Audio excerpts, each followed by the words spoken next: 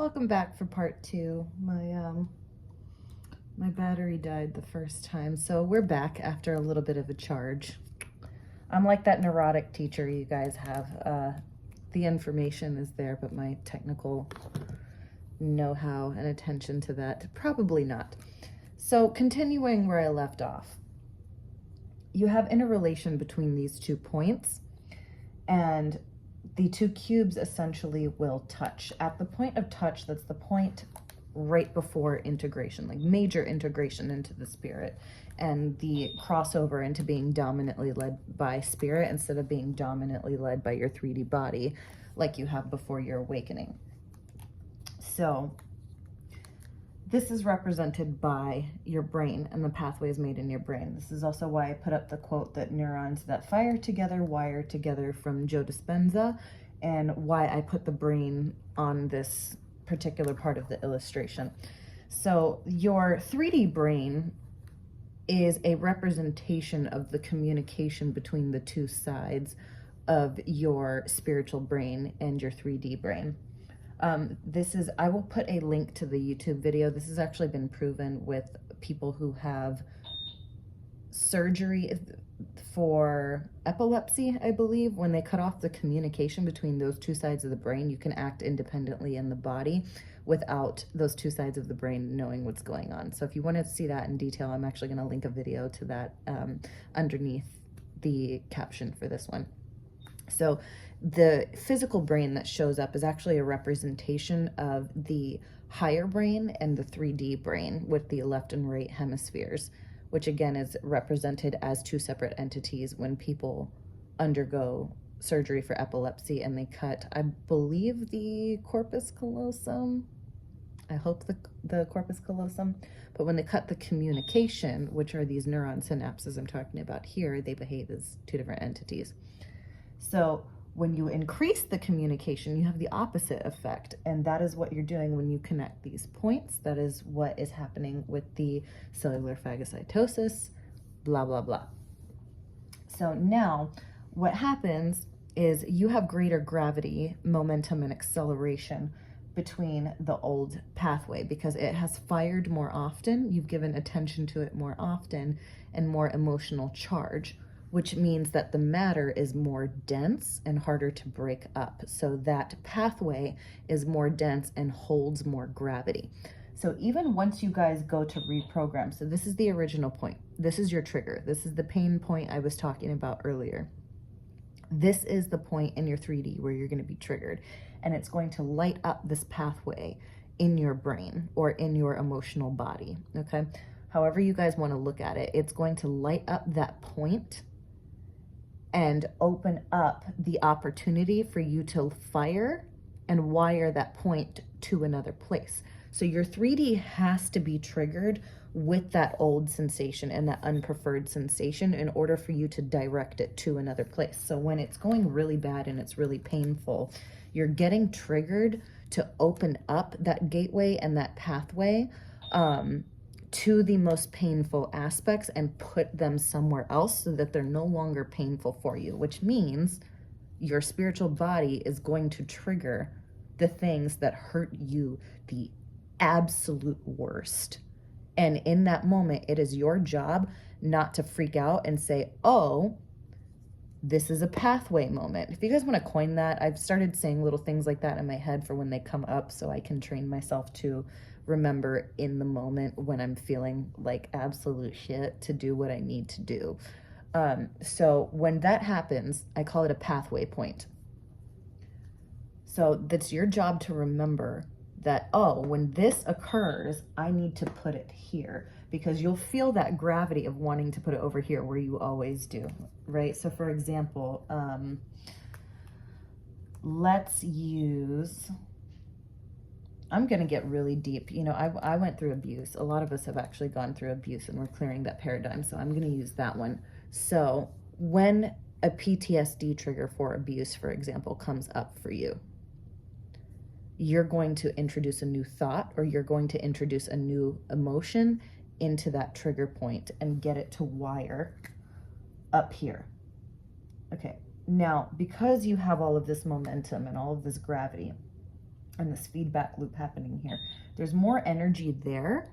And because it has more gravity, the next time you get triggered from this same starting point, it's going to want to go over here. And then again, you can catch this wherever. You can catch it here, you can catch it here, you can catch it here, even if it's already made that synapse to the other point. It doesn't matter where you catch it as long as you catch it, because eventually that gravity will decrease. So when it comes to that really, really painful stuff, come up with a game plan and know where you're going to put it before you get triggered. That way, when you do get triggered, and you will, you already have a container to put it in and a direction for it to flow. Because if you don't, you're going to get stuck in this loop because your body or your mind has no idea where else to put that. So when you're not in that trigger, and when you are not in that state of being or that mood, come up with a place that you're going to put it. Come up with a new thought you're going to think. Come up with a new emotion. Come up with something else that you're going to experience at that time. And at the end of this video, I'll give you guys some tools for that. So that way it already has a pre-programmed pathway to flow into when that moment hits. Because then you're going to remember to just put it where it needs to go. So what happens, and this is often when you guys will see synchronicity but no manifestation, or you see a partial manifestation, or manifestations that come and go. You're wiring here, and sometimes you're in this state, and then sometimes you don't catch it, and then you're in this state, okay?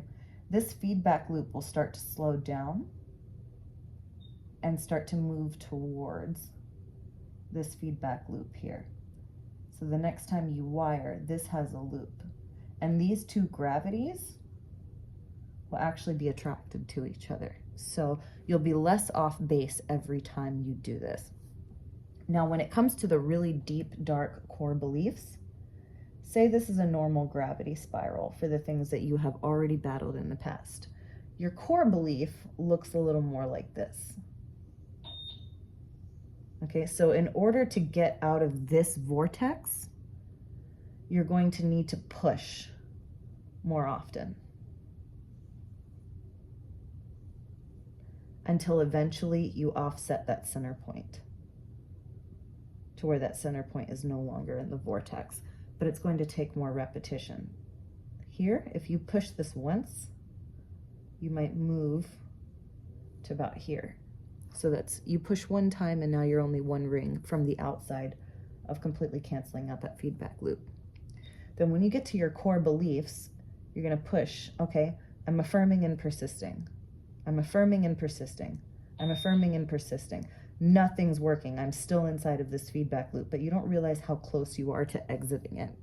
Okay, it just takes more repetition.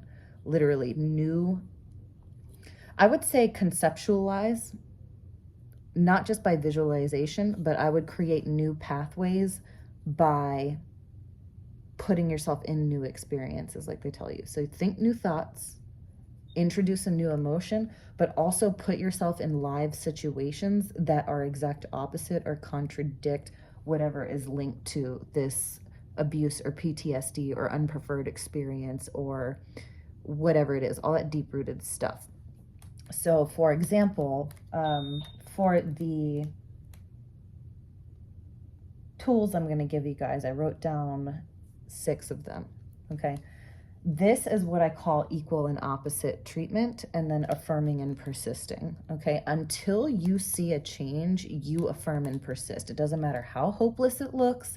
It doesn't matter how many times you've affirmed and persisted. It does not matter. And I'm telling you, it does not matter how much you see friction. In fact, the more friction that you see is momentum that you have created, because when the friction presented itself the first time, you fed into it. Okay. And then sometimes the friction is also that you are doing everything right, but you need more repetition to get out. Okay. But after enough of that friction, if you're following the formula, that friction will feel less intense and it will slow down before you don't see it anymore. So you will, after enough repetition, at least see it decrease. But if you feed into it, again, like the person I drew earlier, you're going to make all of those core beliefs grow stronger if you feed into the 3D experience. So please, please do not do that. When I was watching Divergent, and Triss comes out of her first fear simulation, he expressed how well she did and then said, it will be easier next time. And then she gets mad. She says, I have to do it again. And he says, yes, you have to practice several times before the final. So you can take that to say that you need to practice several times before the final closing of that loop. You have to repeat several times before that loop finally closes.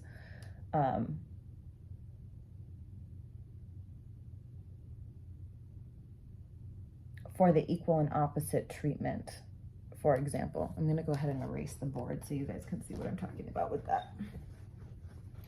In order to automate it where it no longer falls into the gravity of the old vortex or the old loop that creates the matter that you experience in 3D,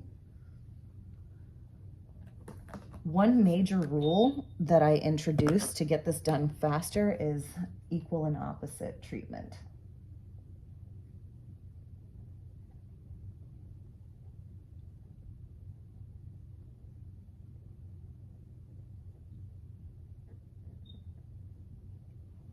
So I related this to the ridiculous spell in Harry Potter. And the whole premise behind this is, if you guys have not seen it, is the boggart, and the boggart takes the form of whatever you fear the most. And the ridiculous spell is meant to invert the fear into comedy. So when you look at the emotional spiral, beautiful spiral. Okay, wonderfully drawn. Okay, comedy and laughter are very high vibrational emotions on the chart, and they often coincide with the underlying feeling of joy, ecstasy. This is why they tell us laughter is the best medicine, right? And essentially the pinnacle of enlightenment, because we feel very energetic and alive when we laugh. Okay, and what the boggart does is on the opposite spectrum of the emotional spiral, right? Is very primal fear. Intense fear. Because the boggart is the thing that you fear the very most. So it's at the very bottom of this emotional spiral. So what that spell does is invert it to put it at the very top of the emotional spiral. So it goes right into its mirrored opposite. This is actually an alchemical principle that they're talking about in the movie. They just don't break it down. So laughter and ecstasy and joy is up here in like the 700s, the 800s. And then the most intense primal fear is down here with zero, with grief, close to death, right? Death of the spirit, whatever. So this is the alchemical principle of the high is the low and the low is the high. So with equal opposite treatment, you guys will be able to dissipate these loops a lot faster, and you won't need as much repetition because you're introducing the opposite frequency, which is a physics principle as well, right? We know it will travel at that speed until an equal and opposite force acts upon it, right? So if you can access those states and find something to trigger that, when you get to this trigger point here, you're going to dissipate that loop probably 4 times as fast, like they talk about in Divergent. You know, I'm throwing out random figures, but it will happen exponentially faster. Now, when it comes to affirming and persisting, you guys are shooting up to this level. And like I was showing before in the diagram, you're going to have a come down or a dip because your body is not used to sustaining this. It's going to return to what is familiar. So you're going to keep oscillating and you're going to create a wave. I'm going to put this on a different color so it's easier to see. You're going to go up and down this emotional spiral. And here's another reason that people quit, because they'll hit these really good states and know that better is there. And then your baseline mood is still down here. So you'll have a come down, okay? It's like when you have a withdrawal or you have a come down from smoking, okay? This feels like a crash. So when you return to that baseline emotion, it almost feels worse because now you've experienced the contrast of the heightened state that you want to be in. So this right here, the gap that a lot of manifestation coaches talk about between your baseline and where you prefer to be has grown larger temporarily when you have introduced that new emotion, which means you're going to feel the same emotion as worse. Okay?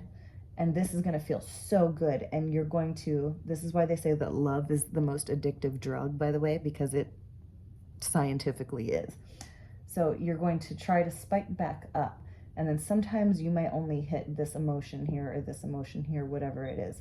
But eventually that baseline is not going to feel as bad if you keep fighting for it. But that initial gap that you're creating by the polarization actually feels pretty excruciating. So when you get triggered again, it almost feels worse the first couple times when you guys are going through this loop, because you've now created more contrast to compare that emotion to.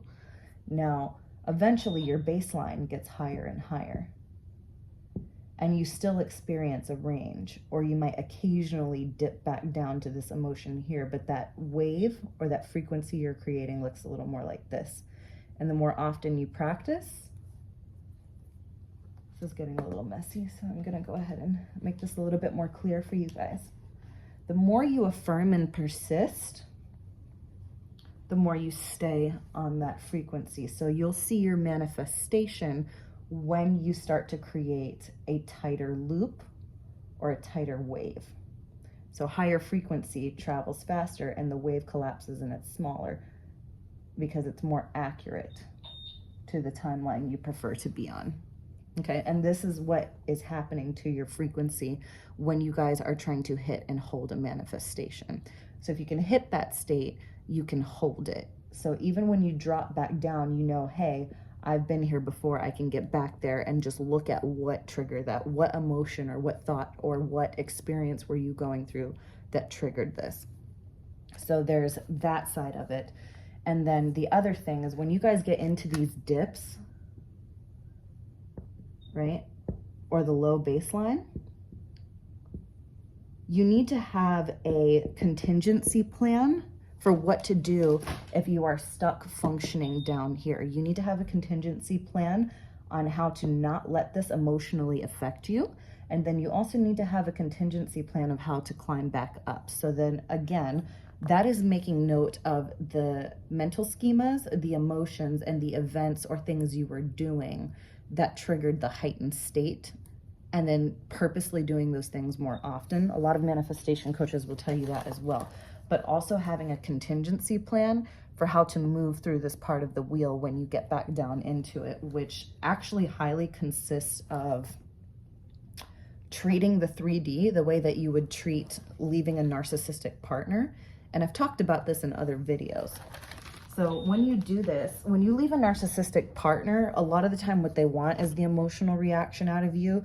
And a typical thing that they teach you in therapy to deal with them is something called stonewalling, which is where you interact with them in a way that is absolutely necessary to get through an experience. For example, if you have to go to court to fight for custody of your kids, or you are sharing custody of your kids, so you have to see them. You can't avoid seeing the unwanted experience with the narcissist person, but you can avoid how you're interacting when you're in that loop to minimize any sort of damage or to minimize any sort of unwanted interaction.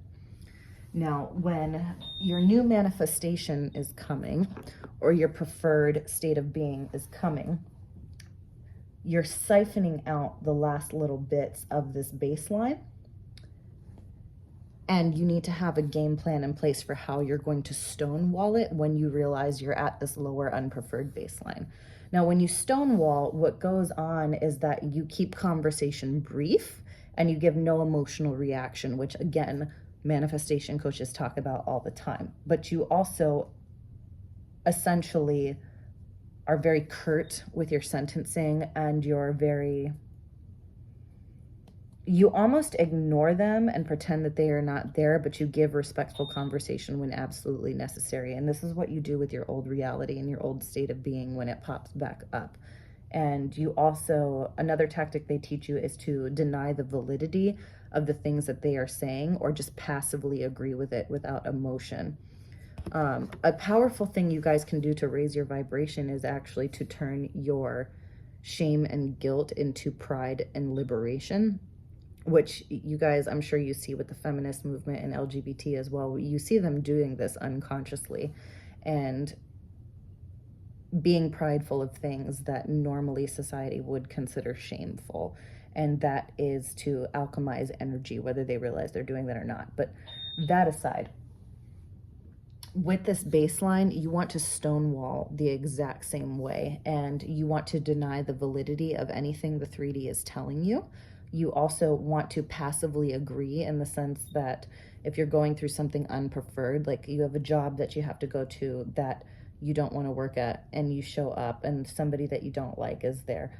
Okay, well, they're there. That's cool. Whatever. It is what it is. You know, that's why we have that phrase. You just passively tune out and get through the physical sensation without experiencing the emotional sensation. And then the other thing that you do, I say I call bullshit on 3D all the time. So if it's something I don't want to experience, I will actually say I come out of agreement with this, and this is bullshit. I don't agree with this. This is not real. This is a simulation. This is passing away. I deny it flat out, and I say that it's dead, that it is passing away, that it is passing through. And I just go about my business while I'm waiting on the things that I have loaded into my reality to come in, because I do have full faith and confidence that they're going to come. So I know that I'm just in a waiting period when I see the things that I don't want to see. Let's see, what else did I write here? Oh yeah, I say all the time, this isn't real. And one really important tool that I want to give you guys is programming the basics when you're in this extremely low baseline. Because when you're working your way up to the really high points, like I was explaining on the emotional spiral, you're going to fall into the gap of getting down to those extremely low emotions, and your core emotions are the absolute lowest emotions. So when you're in those states, they're going to take out the entire fabric of your preferred reality, and they are going to target energetically the very foundation of your belief system. So this is where things like nihilism and hopelessness will come in, because those are extremely low vibrations. So when you go to attack them, typically these are the moments where you will doubt if manifestation, God, connection to source, if source is even real. You will doubt if it's real. You will doubt if it loves you. You will doubt things like if you can trust it, or if it's a trick, things like that. If you guys don't know, I'm going to link it in the caption and tell you a little bit more about the spiritual warfare that happens at this level. So when you're in those mood states, those energies will take out the complete foundation of your belief system, which are base things like trust and safety and knowing that it's real and hope, right? So when you're in that state of being, you need to affirm the basics. You need to affirm things like, I can trust source. There is hope. The sun is coming. I believe that source is going to deliver my manifestations. I trust the process. So you want to use things like, I believe, I hope, I trust, I am safe, because those will hit the equal and opposite foundational beliefs that are being thrown into your mind and your emotional system when you're in these very low base frequencies. I think that's about it. I just wanted to cover the last little bits that I didn't get to cover in the last video before my battery died. So if you guys have questions or want me to break down anything further, because I love to be stream of consciousness, let me know.